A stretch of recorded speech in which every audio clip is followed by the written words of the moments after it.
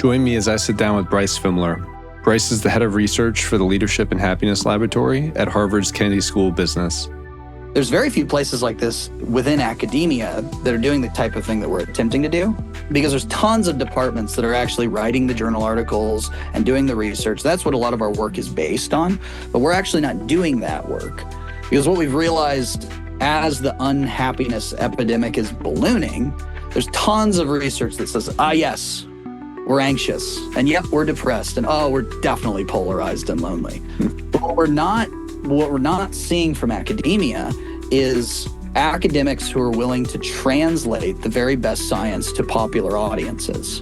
So we're trying to establish ourselves as, in the last 5 or so years, as sort of the preeminent translation engine of the happiness science, which is basically a concoction of neuroscience and philosophy and theology and psychology, and trying to say, okay, what are all these disciplines saying about how we can live the good life?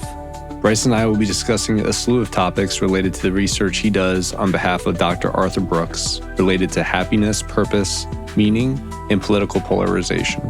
The reason why we've been so focused on meaning in the last year and a half is because there's all this data that, of course, we started our conversation and it's like unhappiness is spiraling out of control. Right. We have to get more granular about it, actually. And what we find, in particularly among young people under 40s, more or less, enjoyment is not really waning. It's like people are generally speaking, they're enjoying their life. And you get outliers in all of these things, but on big population averages, enjoyment really is not declining. Satisfaction, you don't see big drops in satisfaction either.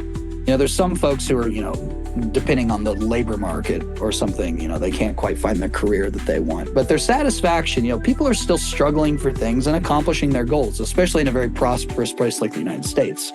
What we find is that third macronutrient, meaning, is just decimated, especially among young people. And that actually is what we think is the nucleus that's driving a lot of the loneliness, depression, anxiety, and polarization. Thank you for tuning in to today's episode. Before we get started, if you could hit the like, subscribe, or follow button on whichever platform you're consuming today's show.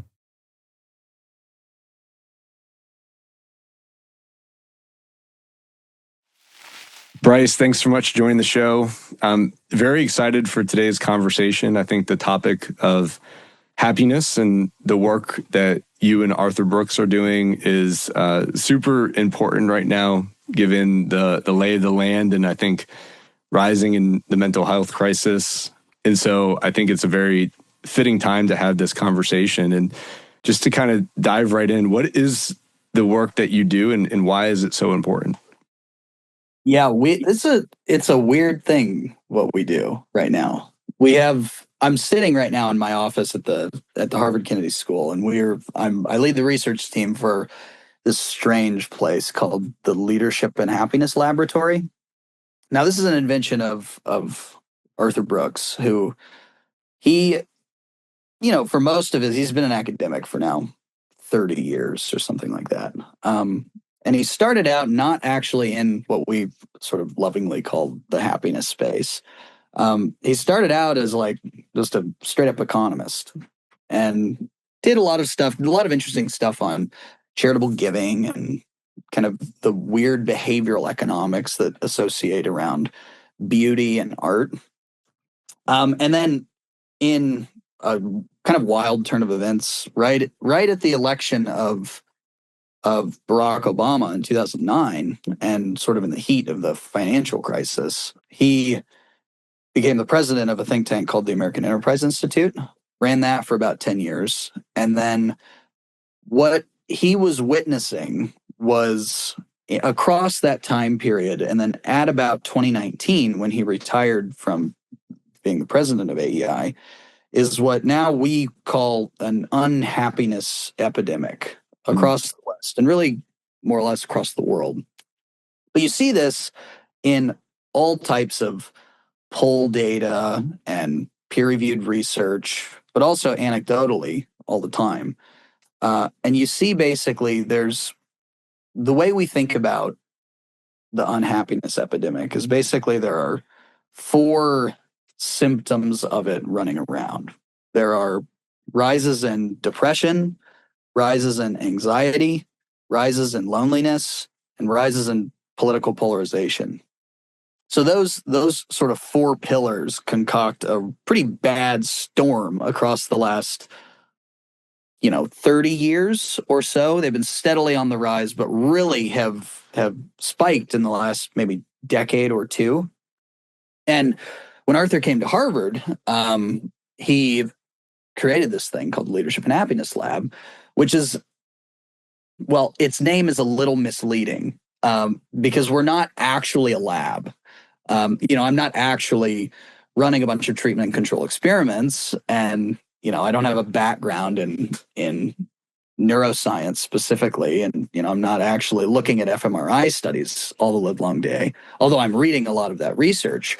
What we're actually doing, there's very few places like this within academia that are doing the type of thing that we're attempting to do, because there's tons of departments that are actually writing the journal articles and doing the research. That's what a lot of our work is based on, but we're actually not doing that work, because what we've realized as the unhappiness epidemic is ballooning, there's tons of research that says, yes, we're anxious, and yep, we're depressed, and we're definitely polarized and lonely. But what we're not seeing from academia is academics who are willing to translate the very best science to popular audiences in a way that's not just a big diagnosis machine. It's like, yeah, we have a problem, and that was a hard day of work.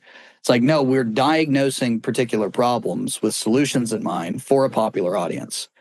And that's sort of a hard thing to do when you're trying to translate, because, all these academic departments, God bless them, but they ask one particular question in the research field, and they drill to the center of the earth and get tenure or something, which is good. But when you go around and you do that, it's hard to actually speak across different disciplines. And it's hard to speak to normal everyday people who are like, yeah, I'm kind of lonely, but I don't know what to do. And God knows I don't have days and days and days to read journal articles, and not really also understanding the connective tissue between these different disciplines. So we're trying to establish ourselves in the last 5 or so years as sort of the preeminent translation engine of the happiness science, which is basically a concoction of neuroscience and philosophy and theology and psychology, and trying to say, okay, what are all these disciplines saying about how we can live the good life and how we can confront those four pillars of the unhappiness epidemic? I love that. So taking more of a generalization approach instead of hyper specialization, kind of going across disciplines and getting beyond just the surface level acknowledgement that there are rises in anxiety, depression, and things, but actually trying to interweave areas from different parts of disciplines to come together and say, now that we know that these things are problems, here's fundamentally how we could address them. Is that? Yeah, no, that's right. That's right. That's exactly right. And, you find that across academia, this type of thing for a long time, for, the history of, you might know a little bit of the history of the university system, but the hyper specialization of the university system has been in progress for about a century now. So, I mean, this started in sort of the German university system of the specialization of particular things. And of course, as knowledge has expanded so rapidly across the last century or so, hyper specialization actually needs to occur if you want to make particular progress in super niche fields. I'm not casting aspersions on the hyper specialization of academia. It's like there's no possible way that any one person, say, some crazy geniuses, can actually deeply understand all of these different disciplines. But that's sort of led to the idea in academia that interdisciplinarianism or generalism, it's kind of a dirty word within it, because it's like, well, that's not how you play the game in university life. This is not what you do, because if you're a generalist, well, good luck. You can, scratch the surface on a particular field, but you'll never get there and you'll never find the real answers. But that mold is breaking a little bit. It is breaking a little bit within academia. And you're seeing a lot of these institutes coming about across both public and private universities in the United States, where, to give one example, political psychology is kind of all the rage right now. And that's something that's pretty weird. Like, you used to have maybe, philosophers who would study politics. So you'd have sort of cut and dry political science departments, and then you'd have, maybe your psychology department who would do sort of tangential things, but they would not work together. Right. There's tons within political science departments that students now from undergrads all the way up to PhD students, they can get minors or they can specialize in political psychology, which is literally a merger of political science and psychology. So there's lots of ways now that academia, they're starting on the path to a little bit more interdisciplinary stuff, which I'm glad to see. Yeah. Well, I love that. And it makes a ton of sense that you would pull from things like theology and neuroscience and psychology when we look at it from a lens of like addressing happiness. And, I'm familiar with the work that you and Dr. Brooks do, and I'm obviously a fan, but I've, been exposed to other concepts. And I think sometimes, I don't know if misrepresentation is the word. I think sometimes when discussing happiness, people don't define it well. And so sometimes you get resistance to people suggesting that happiness is even something worth pursuing. And then I think you get some other groups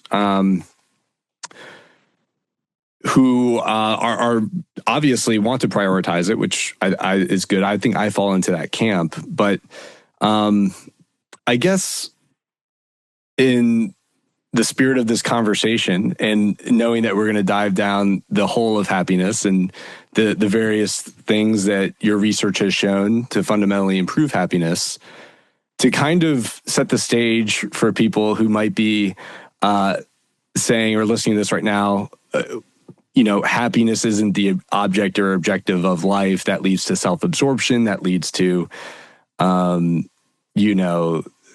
seeking the wrong things, pleasure, addiction. How could we define happiness in the framework of the research that you all do to help better set the stage for this conversation for what it is you all study and how it helps inform the various things you offer to help improve happiness? Yeah, for sure. Well, it's a classic problem. And this is like, Dan, you're an academic yourself, because it's like define your terms. Yeah. Because happiness that's a tough thing to do for sure. Because, you get within the academic space, you'll get folks who say, well, you study happiness, that's pretty soft. But then you get folks in the religious space and they say, I'm not sure you are actually mean happiness. I think you mean something like joy. Like seeing the beatific vision of God, that's true happiness. That's what you really mean. Why are you talking about all this science? And then you get some folks, within who are, kind of bought into the happiness message, at least from, the term itself, happiness.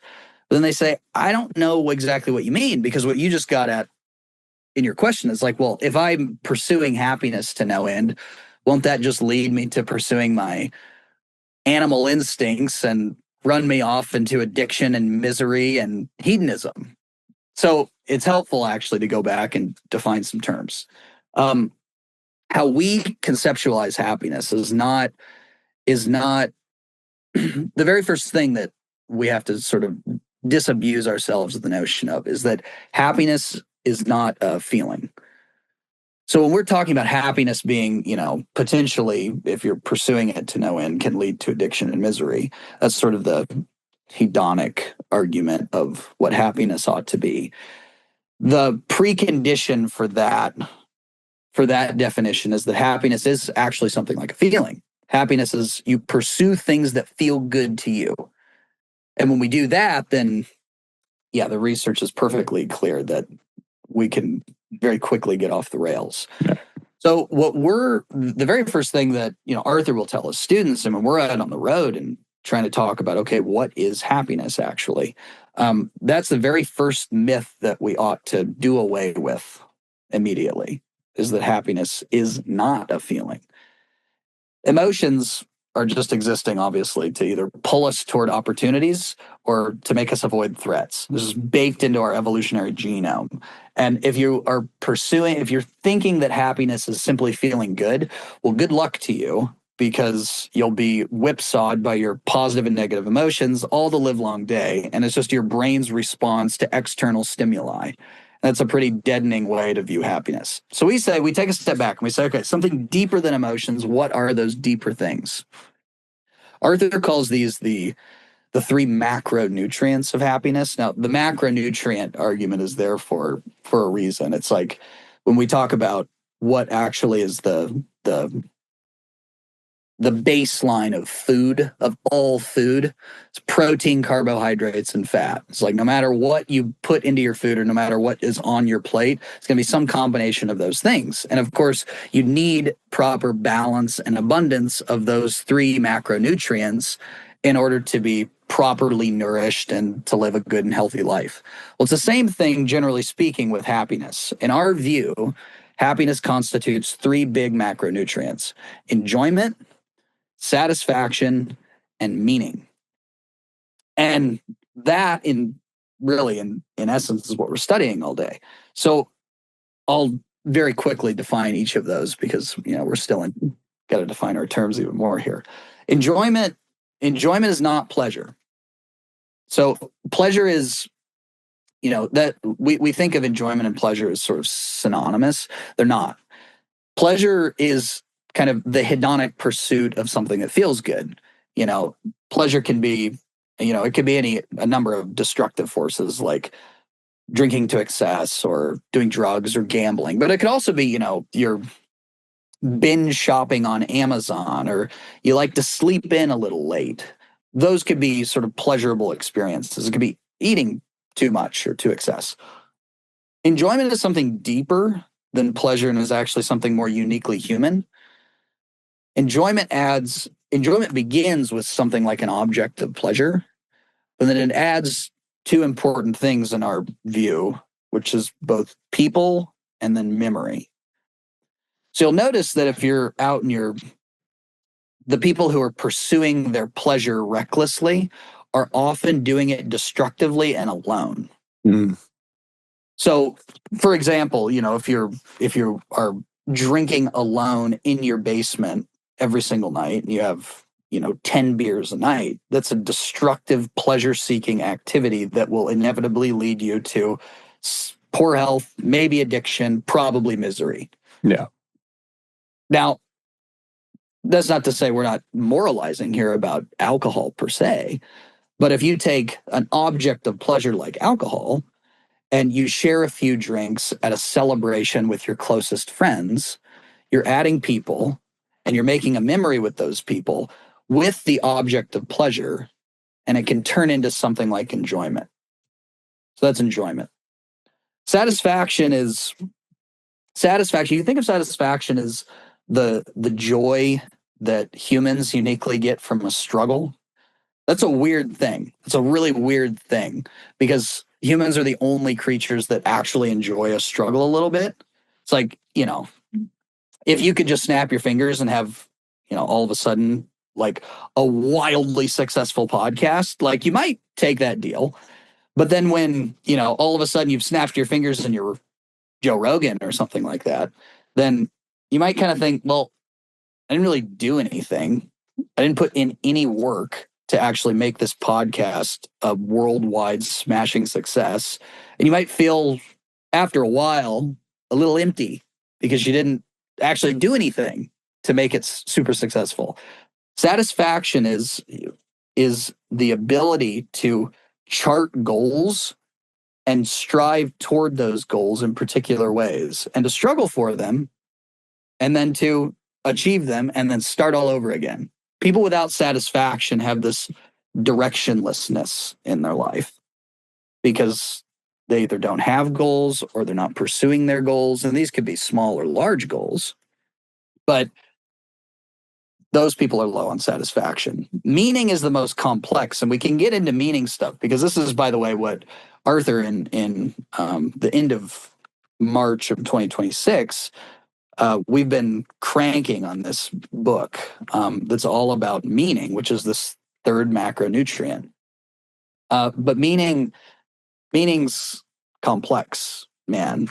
Psychologists in kind of the mid 2000s, they did it. It's really interesting. Mike Steger and Frank Martell are their names. And they sort of asked, okay, what does meaning mean? Because it's sort of pointless. If I was like, what's the meaning of your life, Dan?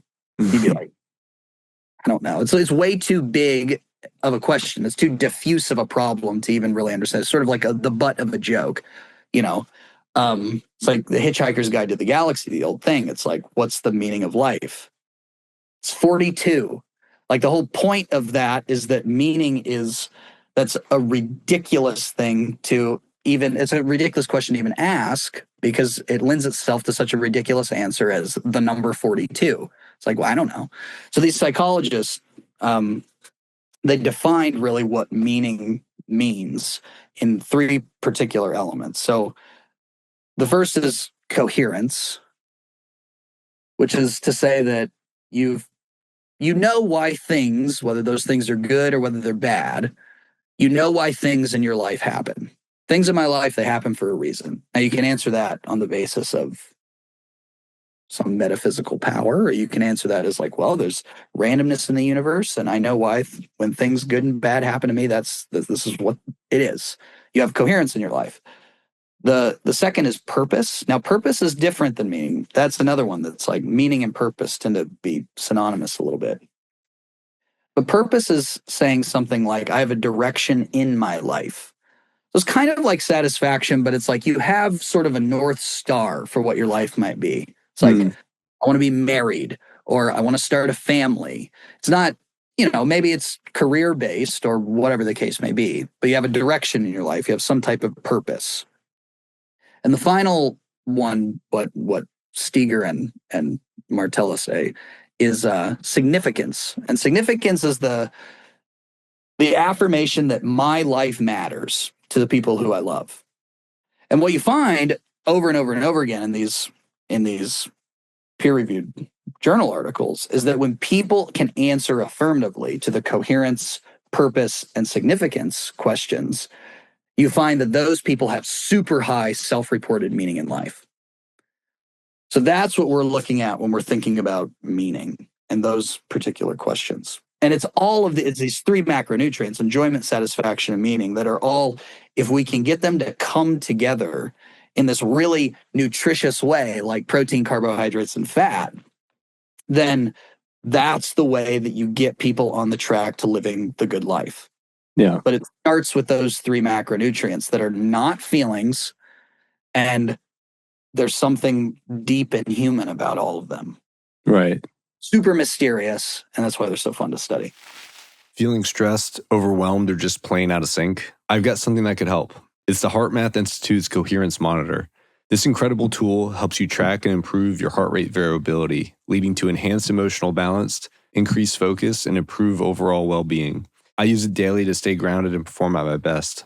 All it takes is just a few minutes of a guided session to start to feel the difference. Visit the link in the show notes to reclaim your calm with HeartMath. I love that. I think before diving into this work, I would have been in the camp of saying pursuing happiness is pursuing momentary, fleeting feelings, right? And probably would have classified it more along the lines of, you mentioned the hedonic pleasures. But in a lot of what you bring up, satisfaction, certainly, struggling through, working towards your goals or certain accomplishments, and certainly potentially, dealing with questions of meaning and some of these stuff. I mean, it sounds like within them, there's a certain level of rooted unhappiness that is inherent in some of wrestling with those questions, or kind of getting through to the other side. And so that's another area that I found interesting, because similar to like the fleeting feelings, it's almost, if you'd asked me before this, I would have said pursuing happiness is like a total and outright, rejection of unhappiness or discomfort or work or in struggle. And so that would have been another observation or critique I would have had probably before diving into this work. Yeah, well, that, by the way, if the first myth of happiness is that happiness is not a feeling, the second big myth about happiness is that happiness and unhappiness are opposite ends of the spectrum. It's like if you feel happiness, of course you're not unhappy, right? It's like wrong. There's all this really interesting neurobiology that suggests that when we feel enjoyment and satisfaction and meaning, those experiences actually occur in different areas of our brain, generally speaking, in the right hemisphere of the brain. Whereas experiences of unhappiness, so it's like these feelings of struggle and a little bit of fear and danger bubbling about, and pain, tend to be experienced in the left hemisphere of the brain, which is super interesting because that is suggestive of the fact is that when your right hemisphere is on, of course, your left hemisphere is not turned off. So you can experience both happiness and unhappiness in the way that you and I are talking about the phenomena at kind of the same time. And that's when you're feeling this deep sense of struggle, but you're in pursuit of a larger goal. You're feeling satisfaction. It's this weird kind of push and pull on happiness and unhappiness. But if you get the balance right, you're actually charting toward the North Star, notwithstanding your current pain in the moment. And this is what you feel all the time when you see folks who have dealt with something really hard in their life, like, God forbid, losing a loved one or losing a job even. When you are grappling with pretty intense suffering, people who can look back on their suffering and say, I derived a lot of meaning from that. And maybe I'm not glad that it happened to me, but I'm glad of the experiences that I now know I can endure moving forward. That's a huge boon to your meaning. And it's these things where nothing is completely unhappy or completely happy, not at least on this side of heaven. You can experience both at the same time. And that's an important thing to know. Because again, if you feel a little pain and you feel a little frustration or sadness or anger or fear, and you think, well, that must mean I'm not happy. Well, you've got the formula wrong. And that's actually a super hopeful point. Yeah. It's interesting. I was listening to a podcast the other day around left brain thinking, right brain thinking. And it was saying that the left brain is where the identity, the ego live. It's very self-absorbed. And the right brain is more present moment grounded. And it's also where language doesn't exist in the right side, right? So there's these more of these metaphysical connections that I guess exist or are contemplated in the right hemisphere of the brain. And so, I don't know, I guess for someone who might be left brain dominant and is maybe woe is me in some moments of difficulty or discomfort, what does the research suggest or the work that you do say that someone can do to perhaps maybe pull them out of that line of thinking and to help maybe better confront moments of discomfort or struggle to perhaps maybe reach higher levels of happiness? Yeah, well, it's so interesting. This, by the way, will appear, a lot of this stuff, we've been working on it for now a year and a half or more on this, how hemispheric lateralization, which is the technical term for right brain and left brain, and having two different types of functions for each of the hemispheres. We've been working a lot on this. And in Arthur's book called The Meaning of Your Life, that'll be out at the end of March, we've got sections devoted to that very thing because it's really important for questions of meaning. So it turns out that hemispheric lateralization, it was super popular theory in 1960s, 1970s. And this was like, we've all heard the, well, I'm pretty analytical and logical, so I must be a left brain guy. Yeah. Like, I like to doodle and write fiction, so I must be a right brain guy. Yeah. I'm kind of in touch with those types of things. That type of analysis on hemispheric lateralization turned out to be kind of not very accurate. And that sort of theory of the brain, at least in academic circles, kind of went by the wayside for a couple decades until a guy named Ian McGilchrist, who just a wonderful philosopher and neuroscientist based in Oxford, he wrote a book called The Master and His Emissary. And that's all about this new, more sophisticated theory of hemispheric lateralization. So to McGilchrist, the master is the right side of your brain, and his emissary is the left side. So it's like, of course, we need both, and both are going to be on at different points in time, right? It's like, if I want to, it's this old thing of like, well, I need the left brain in order to go seek food for the day. Right. But I need sort of my right brain to be on to think, I need to live the next 10 years to go pursue my ambitions. It's like if my right brain was off in sort of the most extreme circumstance, I might think, well, getting food is hopeless. And then my left brain wouldn't activate to go get the food. But then, of course, that's actually not the place that we're living in all the time. It turns out that we're living in this weird, especially mediated by a bunch of technology, we're living in like left brain world all the live long day. Because, what we found across, now this is across the last sort of decade of neuroscience research, is that the more that our lives are mediated by technology is inherently a left brain phenomenon. It's like, it's a very technical experience, and you read with your left brain. You're like typing away with your left brain. You're streaming Netflix shows and watching YouTube shorts with your left brain. You're rummaging through TikTok videos with your left brain. Yeah. The more that technology is mediating in your life, the more your left brain is just pulsating and your right brain is turning off. And now you think, well, I kind of enjoy the tech, and maybe it actually doesn't pose that much of a problem in your life in terms of being addicted to it or doom scrolling. But it is a problem when your right brain is going silent.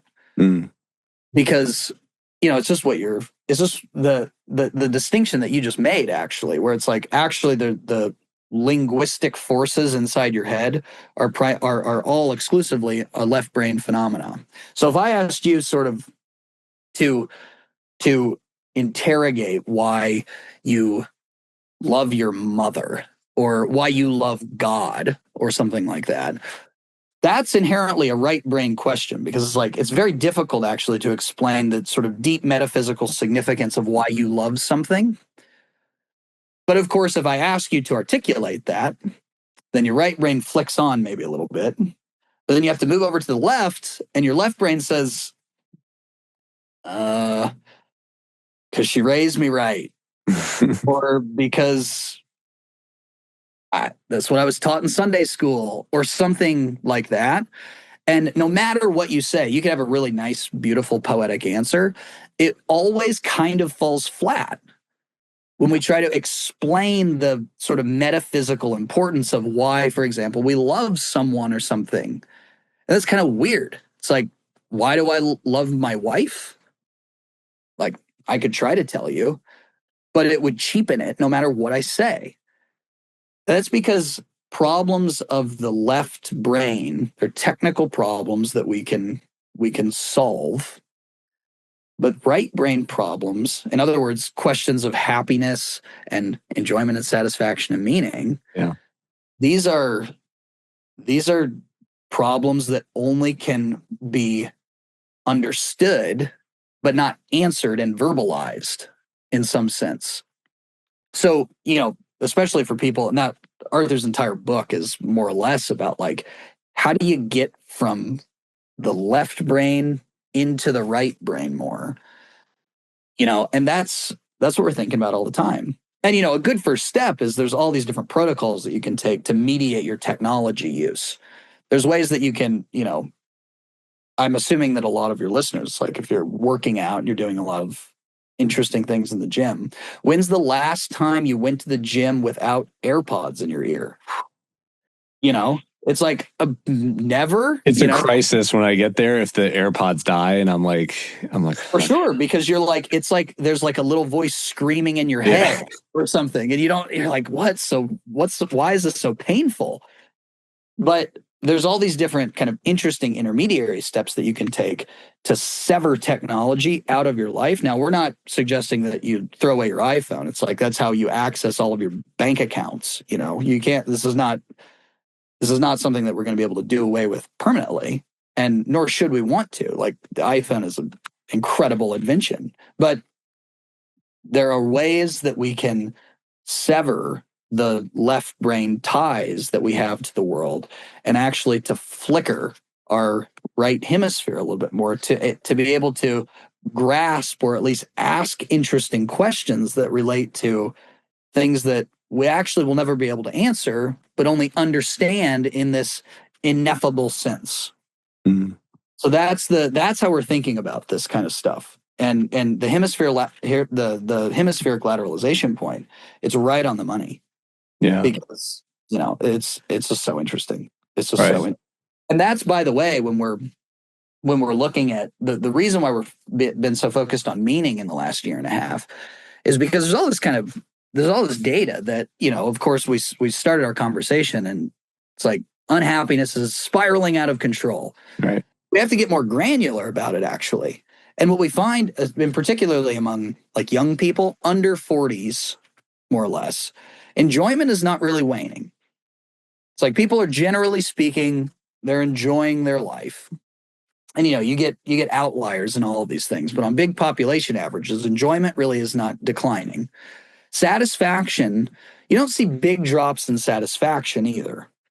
There's some folks who are, depending on the labor market or something, they can't quite find the career that they want. But their satisfaction, people are still struggling for things and accomplishing their goals, especially in a very prosperous place like the United States. What we find is that third macronutrient, meaning, is just decimated, especially among young people. And that actually is what we think is the nucleus that's driving a lot of the loneliness, depression, anxiety, and polarization. And the questions of meaning, more than anything else, are right brain problems.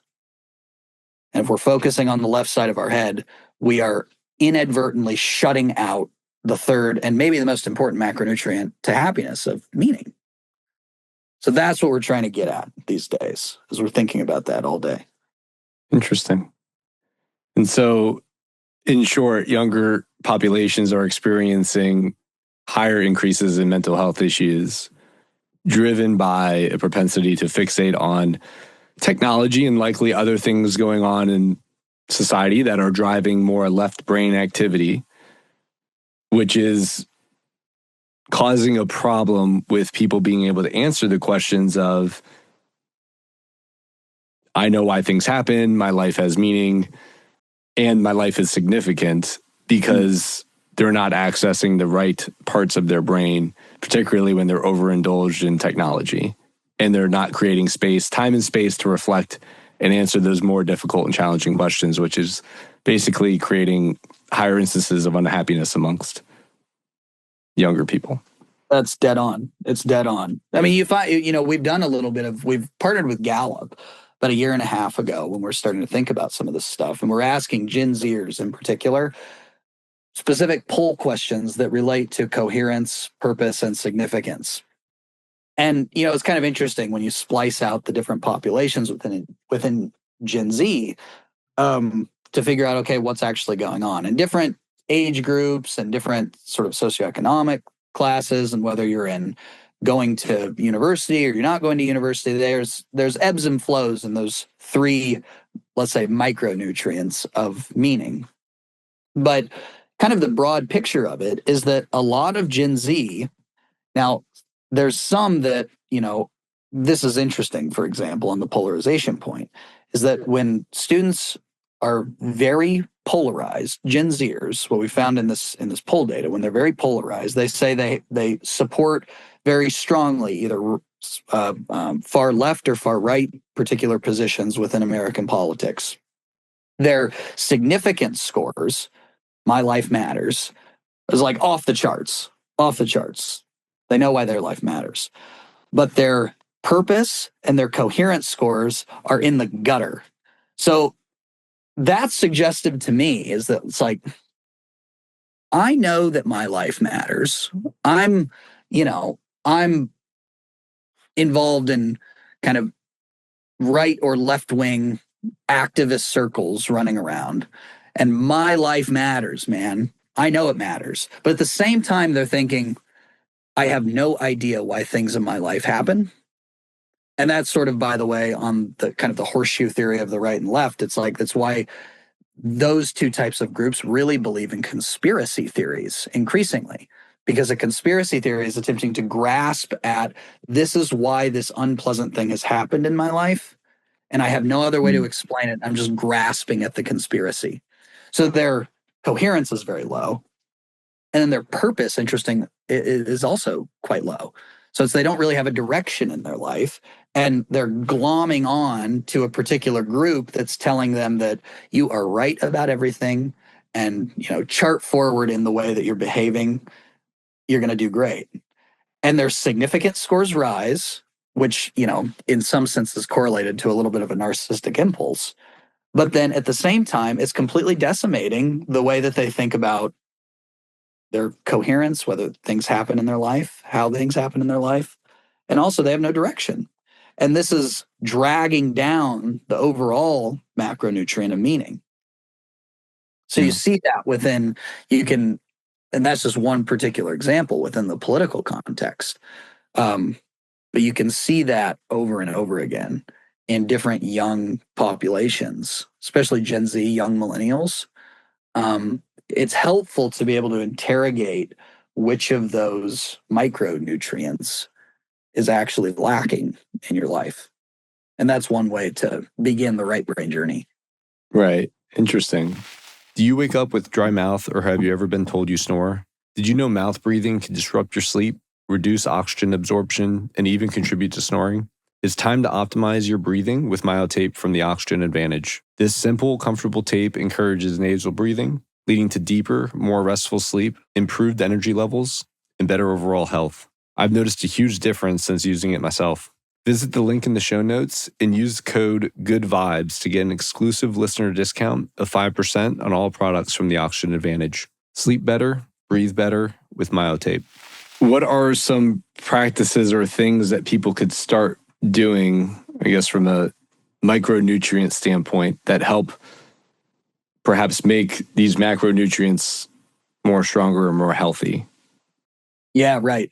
Well, the very first thing that we'll recommend at all costs is that technology break. Now, these things this is like simple stuff that if people are within sort of wellness spaces, they'll be like, yeah, I got it. This is totally foreign to a lot of folks. It's stuff like, when you go to bed, plug in your phone in the kitchen and buy a $5 alarm clock on Amazon and be woken up by your alarm clock. So you're not scrolling, and there's blue light arguments and all this stuff to be sure.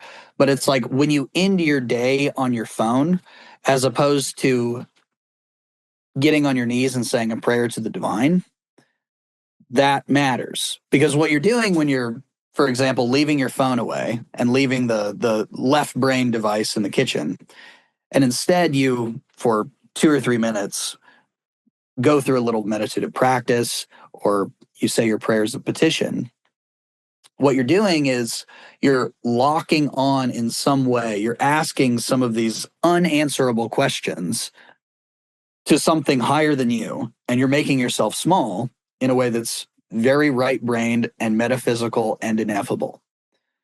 So you can complement these types of technology cutoffs with also right brain practices.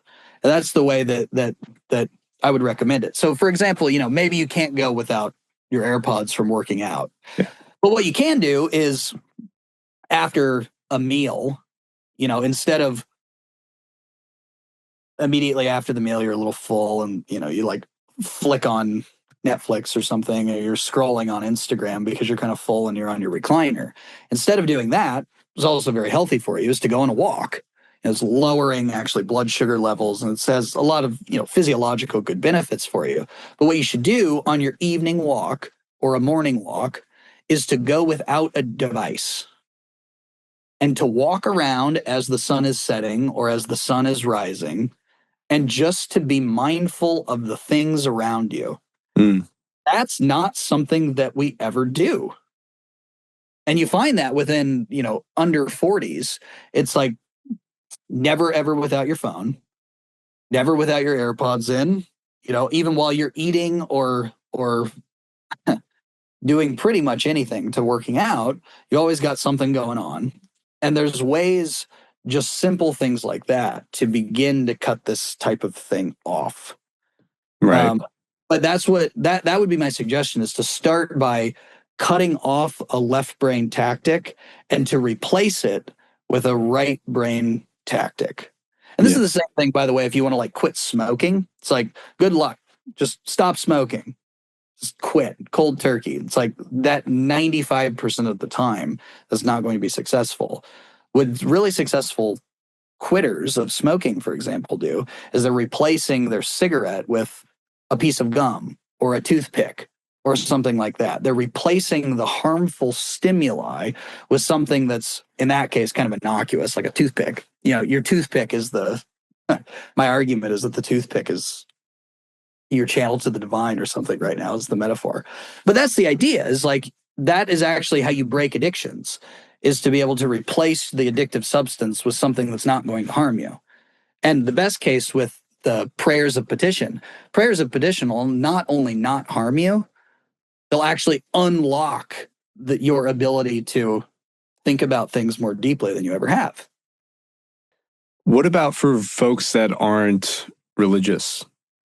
Yeah, well, for folks that aren't religious, I mean, this is a thing that, there's tons of, now a lot of the academic literature, it spans folks who are not religious and who are also very successful at completing these types of things.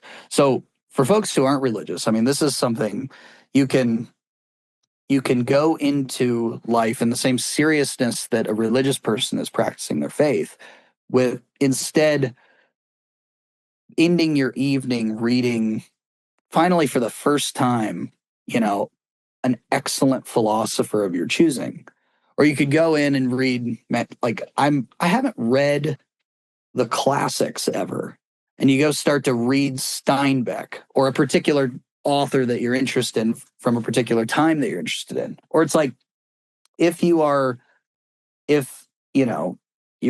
the real terrible thing about streaming shows is, like, we watch all of these, there's tons of interesting kind of poll data that shows that when we stream all of these crummy shows and we forget about them next week, we're like riddled with guilt, especially for people who are like, kind of successful and they're, wanting to do their thing, but they're just trying to chill out. But then you watch, whatever it is, Love Island or something like that. My wife watches Love Island, so, she'll be upset at me for saying that. But it replaced that with like a truly great, uplifting movie.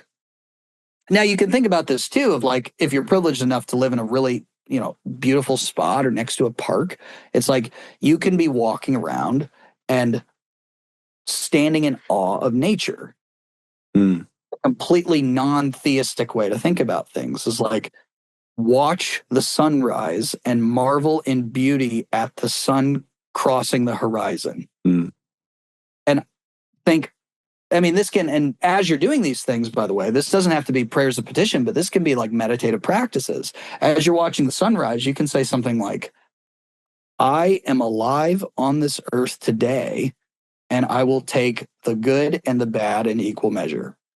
And it's like these types of kind of like gratitude and positive affirmation things as you're standing in awe at this thing you kind of don't understand, which is like, you're in the universe and you're watching this giant ball of gas rise up.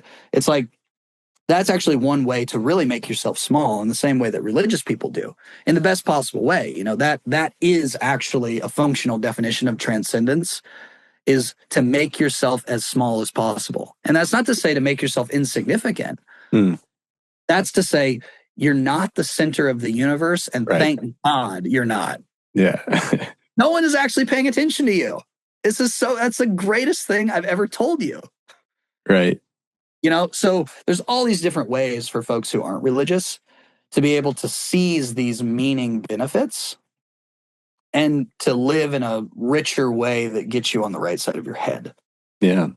And I even heard that in, I mean, some of the examples you gave around, you know, why things occur. I mean, you brought up a, you know, more maybe religious view towards that, but then you also said that, you know, an nihilistic view of complete randomness in the universe.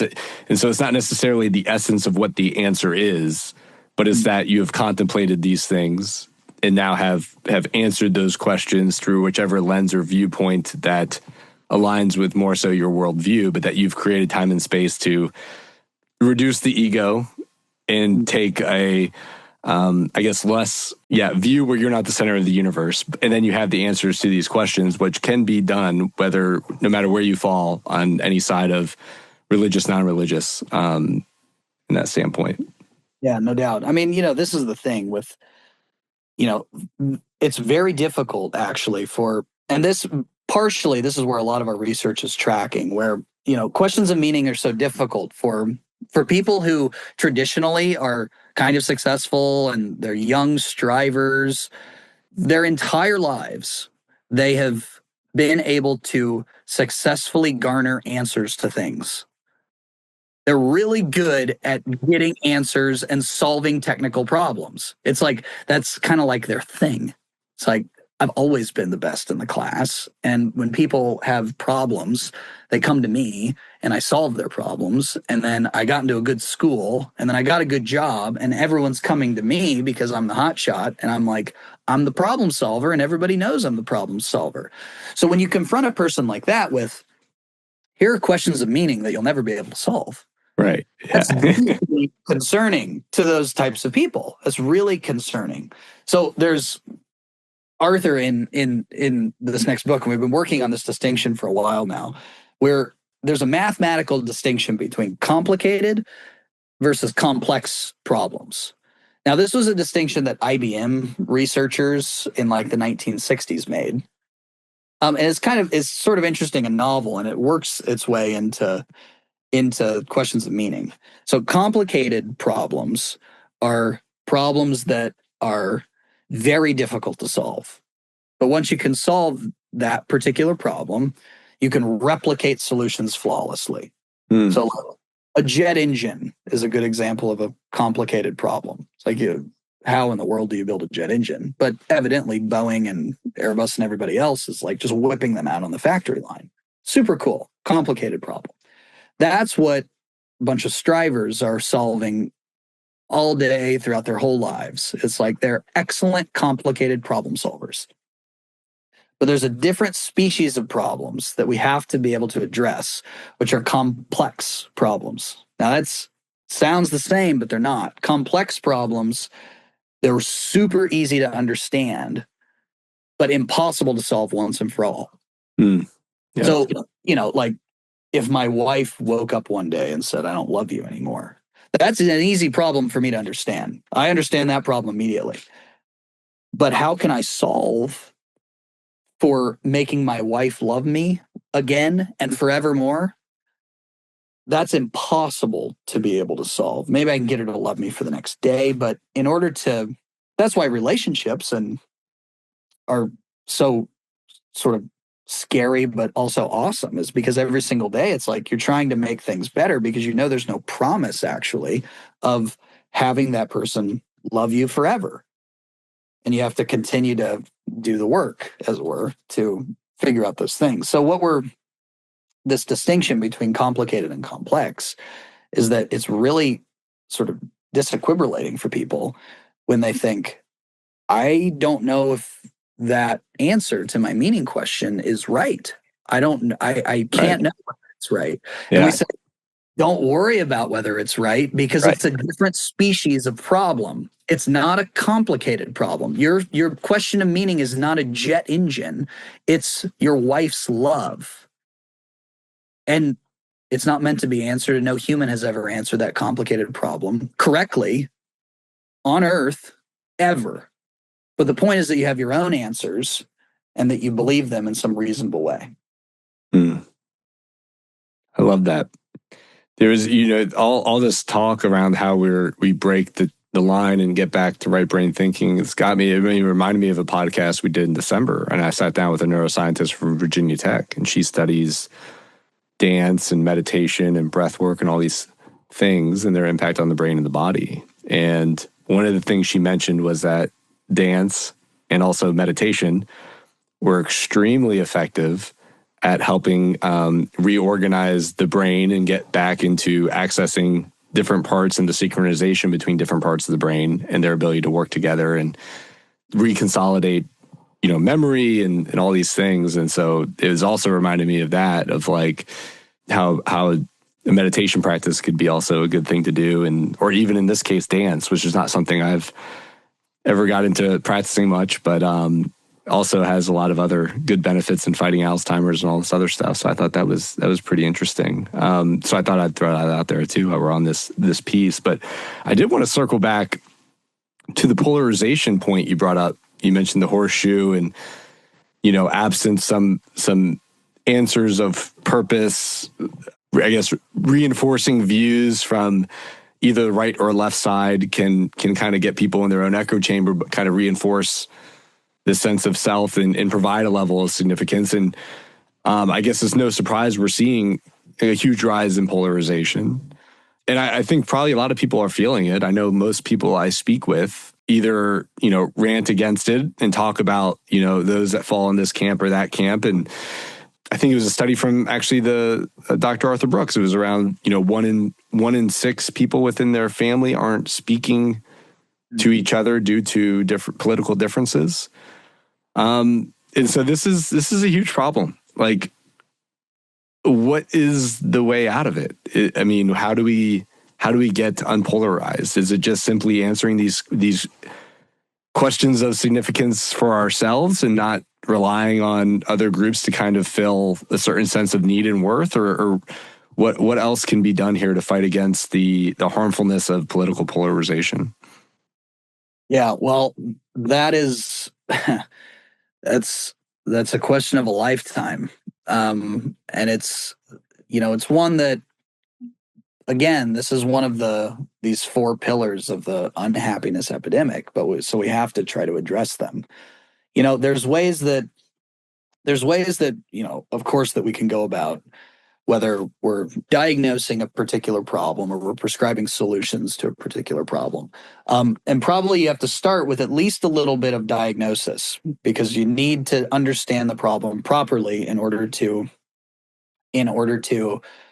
prescribe the right solution. So when we think about people who are polarized, it tends to be that when you're thinking about an enemy, someone who's on the other side of the aisle as you, oftentimes we tend to conceive of polarization as like that person hates the other side. They hate the other side. Thinking all the time that it's the fundamental drive is hate. It's like the right hates the left and vice versa. But you'll find actually in a lot of different, again, in this weird discipline of political psychology, and a little bit of neuroscience bleeds into this. There's when participants are brought into a particular room and they've been pre-screened to know how far right or left they are, and they only were bringing in people who have charged political opinions. They hook them up, put them in an fMRI machine, and they'll read them different political statements that are like totally antithetical to their view. Yeah. So, it gets them fired up. Right. And they're the parts of the brain that are uniquely activated when we hear different points of view that really differ from our own. It's first the amygdala, as you might expect. So the amygdala being responsible for both fear and anger.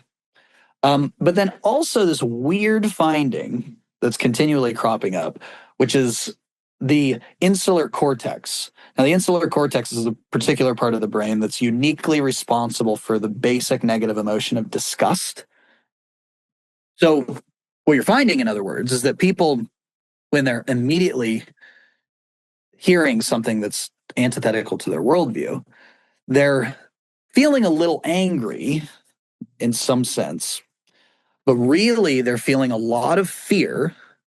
And they're also feeling disgust. Now, both of those, we can think back a little bit to sort of evolutionary roots of both. So, fear and anger, that's sort of, these are the obvious ones, right? It's like, you have to be able to either fight if a predator comes at you, or you have to be able to flee if a predator comes near you. That's sort of the anger and fear. Disgust is, in my view, way more interesting, because disgust, for like the longest time, there was, now we have antibiotics and vaccines, and it's all very nice. But our disgust reflex in our prehistoric age was the only natural mechanism that humans had against pathogens. Disgust is the evolutionary response to pathogenic threat.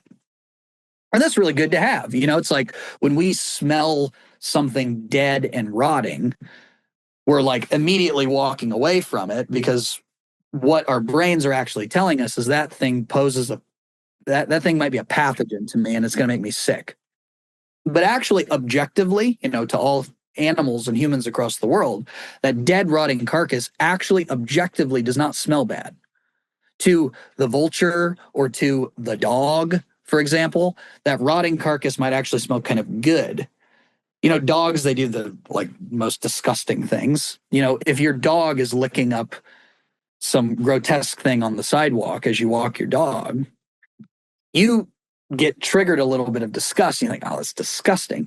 Your dog goes to lick it. Why? We think it smells terrible. Your dog thinks it smells kind of good. Your dog has natural antibodies in his saliva that protects against the pathogens of that thing that disgusts you on the ground. And you don't. Of course, neither you or your dog know that. Right.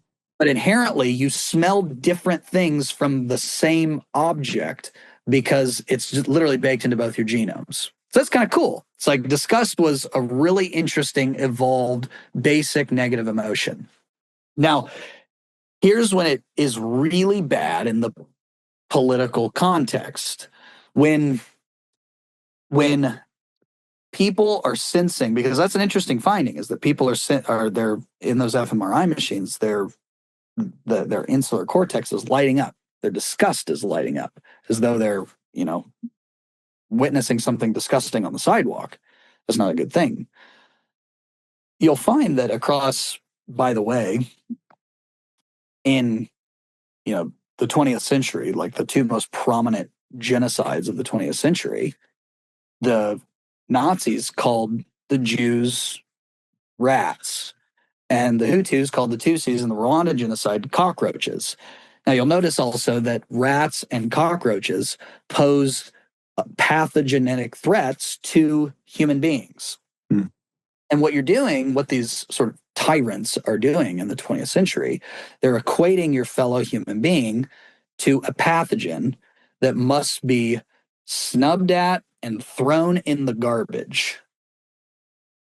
And you find all the time now, if you look, don't think about this. You'll automatically, if your listeners, will think very quickly. It's like, I know who's doing that. It's the guy on the other side of the aisle. Yeah. Think about the person. Think about your favorite politician or podcast or whatever on your side of the aisle, and listen carefully for the next time that person says their ideas are garbage. Their ideas are trash. Because what that is doing in your head is they're equating those person's ideas to an actual pathogen that must be expunged from public life. And when that type of thing reverberates over and over and over again, then people it's not your fault, Dan, that you smell something disgusting and your dog smells something good. It's like, this is just your natural instinct. Well, your natural instinct can be hijacked by political leaders and activists who want you to think of the other side as a deathly pathogen. And that's not good.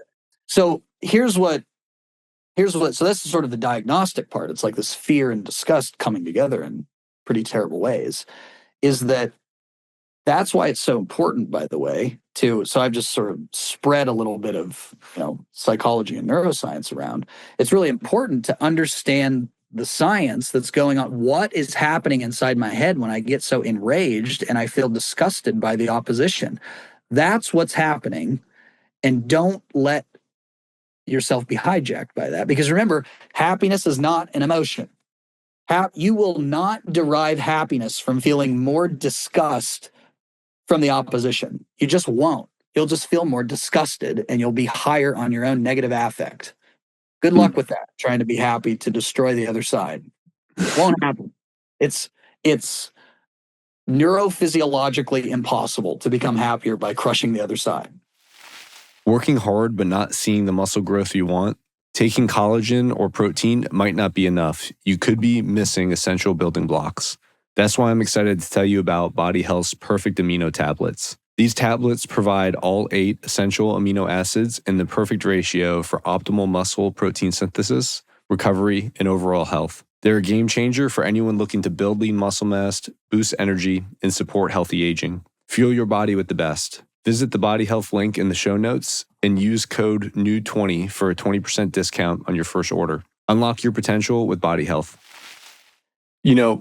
I think about these things: disgust, anger, I guess maybe even fear, but different hormones and neurochemicals that get flushed into the body, harmful ones, cortisol, adrenaline, whatever. Like, in some respect, I mean, could there be almost an addiction to those endorphins or chemicals or neurotransmitters that are being produced by that emotional response that keep people in that loop? Well, that's true, because what happens when people are their disgust reflex in politics is being triggered over and over again, what actually is happening, they're not just disgusted in a vacuum. They're actually being disgusted with other people who are similarly disgusted, and they're creating these in-group bonds over disgust. So they're not actually creating these in-group bonds because they love each other and they want to be together. Their sole purpose is opposition to the other side. Or in other words, in emotional terms, they're pure. The reason why they're joined together is because all of their insulas are flicking at the same time. To put it not romantically. Yeah. That's what, and that actually, in this kind of weird rebound, actually feels really good, because as a kin-based hierarchical species, that's what we want. That's what kept us alive for the last 7,000 years. So, these are human instincts. And what we have to come back to over and over again is that, this is something that, Arthur's been talking about for a long time, but people who, let's say, are more well known than him have been talking about for 2,000 years, which is to love your enemies. Now, loving there's a way that this is not just sort of a Christian phenomenon, by the way. I mean, this is every major religion teaches you in some sense to love the people who persecute you. Yeah. Loving, interestingly, is not a feeling. So, if you're religious, you might know this, but it's kind of interesting, because to love is actually, it's a choice rather than a feeling. Loving is not just something that, you can deeply love your kids, but be highly annoyed with them at the same time. And the same thing to your spouse or to your parents or your dog, who knows? But loving it's a real choice. It's a real choice. And to be able to love your enemies, in other words, doesn't mean you actually have to like them, but you have to be able to will their good, which is Aquinas saying that. Mm-hmm. And, to bring this thing back to a little bit of the neuroscience, there's a couple of really cool studies where people will be brought into a lab once again, and they'll have their amygdala triggered. They'll have some type of fear response. That could be different political points of view. That could be it's elderly people coming into a lab and saying, think about when your husband passed away. They're all widows, for example. It kind of triggers this sort of fear response. Their amygdala is lighting up. When a love stimuli is introduced, that's showing the widow the picture of her husband, for example, then all of a sudden the amygdala is just going dark. Because the love is actually driving out the fear. And that's what, by the way, 1 John 4:18 is saying, is perfect love drives out fear. It turns out that verse is a neurobiological fact. So there's a way that actually you can move beyond the tribal instincts of all of our disgust is flicking at the same time. Because if you're only focused on whipsawed feelings, if like your solution is, well, we should feel better feelings than disgust, it's like that's just as temporary as feeling the disgust. You actually need to elevate morally of what you are attempting to be, not just to feel. And that thing really actually is love. It really is love. I mean, it comes down to that with a lot of folks on different who disagree politically. It's like if you there's all these types of cool studies where folks will in different focus groups, they'll screen people. They'll be hard MAGA, or they'll be AOC voters or something like that, and you bring them into a room, but you don't actually start talking with them about, okay, what do you think about Zoran? You're actually not starting with that. You also know from your filter process that they'll have kids. And what you say is start talking about your kids, how old they are, what their names are, do they play sports? And when they talk about their kids for 15 or 20 minutes, then when you ask those people in the focus group to, okay, actually, here's something you might find interesting. You vote for completely different political sides of the aisle. Those people actually are not as hostile toward one another because they have a foundational basis of a mutual love. Mm. And that's the way, I don't know, that's the way in my view that's how you heal political culture, is actually not beginning with attempting to persuade people or to cudgel people on here's what I think and here's what you should be voting for, doing one way or the other. It's actually a cultural and a societal issue of like in the most serious possible way, a lack of love and shared community for things that aren't politics. So that's where our solutions have to be channeled. Yeah. So approaching the people who think differently than you with love. Also bringing awareness to the cues and triggers that rise fear and disgust within you that might be promoted by whichever media outlet or perhaps political figure that on either side that might be saying certain things are two good things. I mean, are there other encouragements? Is it, limiting news intake? Is it making sure to read either side of leaning articles? Is it, I love this, the last one, avoiding, trying to, I guess, convince other people of, that your way is right. I think that is where I feel like I see a lot of conversations go, is an effort to minimize other people's thoughts and then to promote and kind of convince that, one way is, better than the other. Are there other things people can be doing? Yeah, I mean, look, there's this model within, now this is in like pain science, literal like chronic pain science. It's called the fear avoidance model. Mm-hmm. So the fear avoidance model it's this really well replicated thing that basically, if you have like chronic back pain, the fear avoidance model suggests that patients who have chronic back pain or literal physical pain, they get into this kind of doom loop of physical pain where they feel a little bit of pain, and then since they fear the pain, they try to avoid it. But of course, if you're trying to avoid your back pain, what you're doing is you're just laying down all day and you're not moving it. But eventually you have to get up. Yeah. So when you get up, you realize your back pain's kind of worse. Yeah. And then you fear it more, which leads for these particular patients to depression and anxiety and more pain, more avoidance, more fear. And the cycle goes on until their back pain is like debilitating. The fear avoidance model is a good way also to think about political life. So we've gotten into this sort of cultural moment where if you, in the same way that I say, don't go barging down doors and trying to persuade people from the other side. It's also the wrong strategy to attempt to avoid the other side altogether. And now that doesn't mean that you have to vote the same way.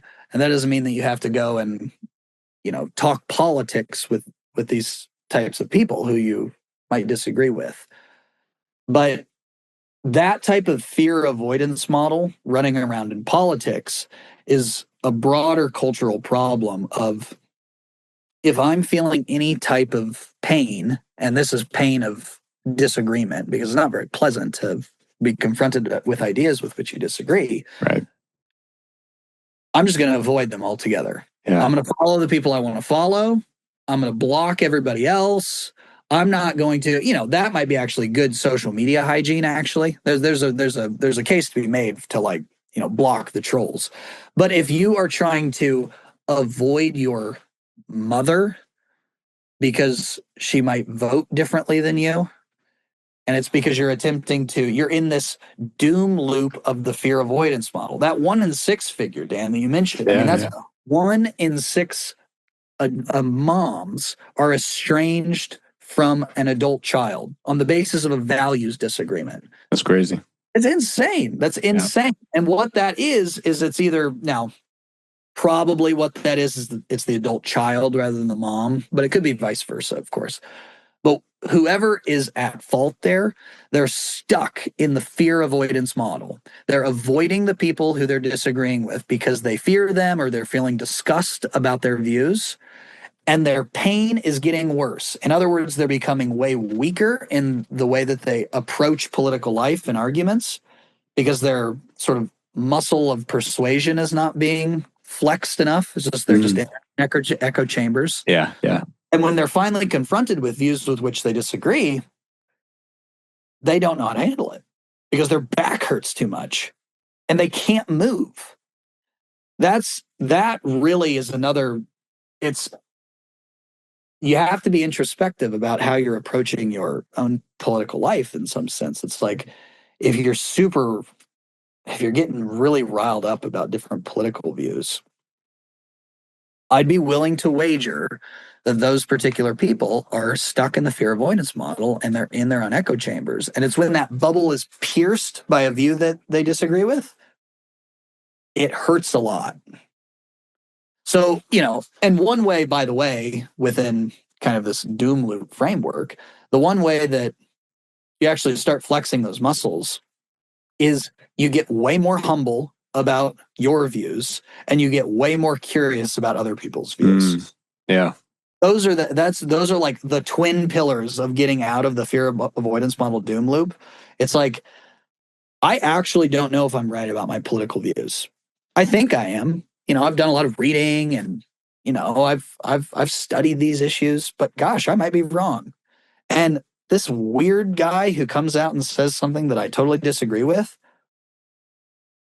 your response to that should be, I wonder why he thinks that. Yeah. As opposed to, that's disgusting. And the humble curiosity, kind of yin and yang. I love that. That's a really good way to reframe your focus. Because, by the way, it's like a lot of time other people's political opinions with which you disagree, they actually don't impact you at all. Right. Yeah. It's like it's just this like weird identity thing that we have when we're attached to them. The fact, if you voted Dan, if you voted completely different than me on everything, it actually wouldn't matter to me at all. And not because I'm so great. It's because in my own personal life, your views don't impact me. Yeah. And when we can see that type of thing, I mean, this is a super obvious point, but people actually don't think that way. They think, well, no. When you disagree with me, my life is becoming significantly worse. Yeah. If we can get more humble about our own views and more curious about other people's views, that's a quick way out of the I fear. love that. Humility and curiosity. I think, yeah, there's a lot that was baked in this conversation that I think embodies what I want this show to be about, which is people exploring their own questions of purpose, perhaps through the lens of the people that we bring on, providing some level of inspiration for others who might be considering their own pursuits, whether that be entrepreneurially or in other areas of life, to go ahead and make the leap forward in doing something, but also to raise people's well-being. And I think a big part of that is the macronutrients of happiness that you mentioned, which is finding opportunities for more enjoyment, for seeking things that are tough and gaining satisfaction from doing those hard things, and contemplating the bigger questions in life and approaching those things with curiosity, humility, and love. And I couldn't think of a better way to summarize what this show is all about. And I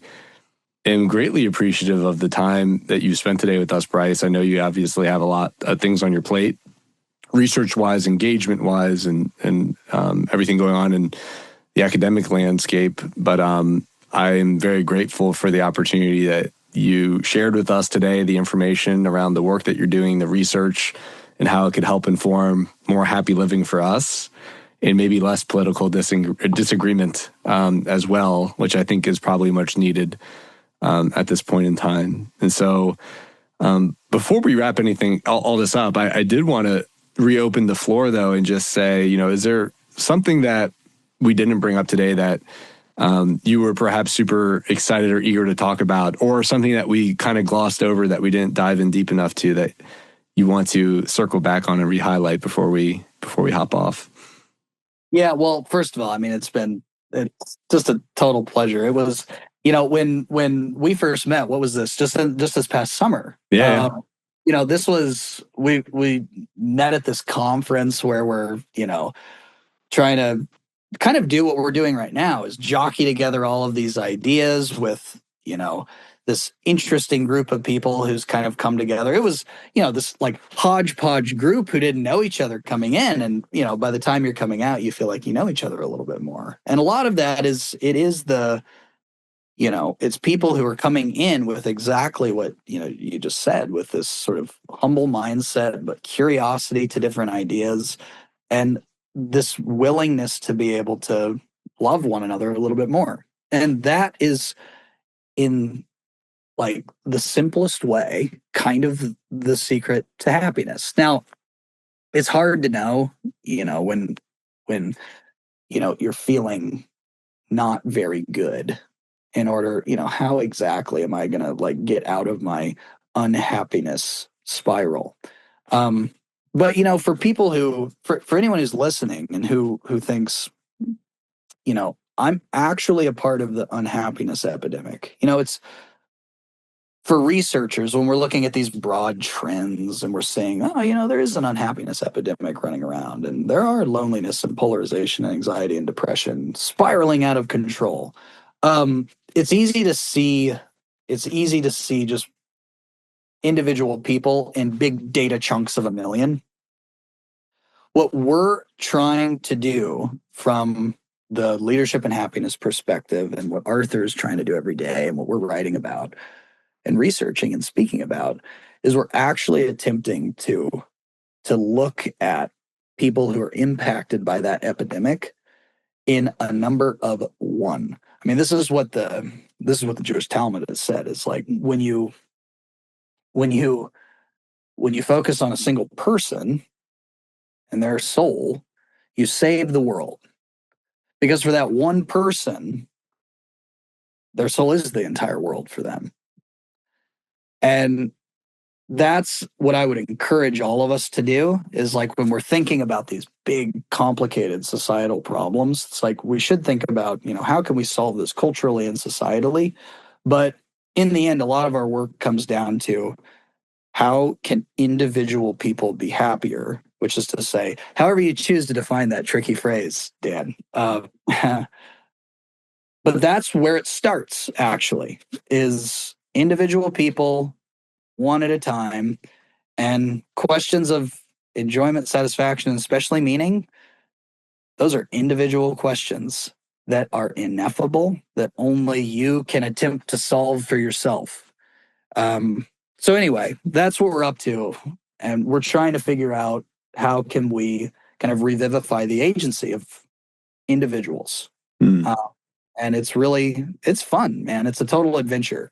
And I hope we make some progress. And I'm so glad for being on the pod. And it's I'm excited. I'm excited to see what you get up to into 2026. Awesome, man. Well, I appreciate it. And I'll include in the show notes links to your website, which I know has some fun additional materials, opportunity to subscribe to Dr. Brooks's newsletter, different tests to gain people's own self-awareness around perhaps their own positive or negative affect.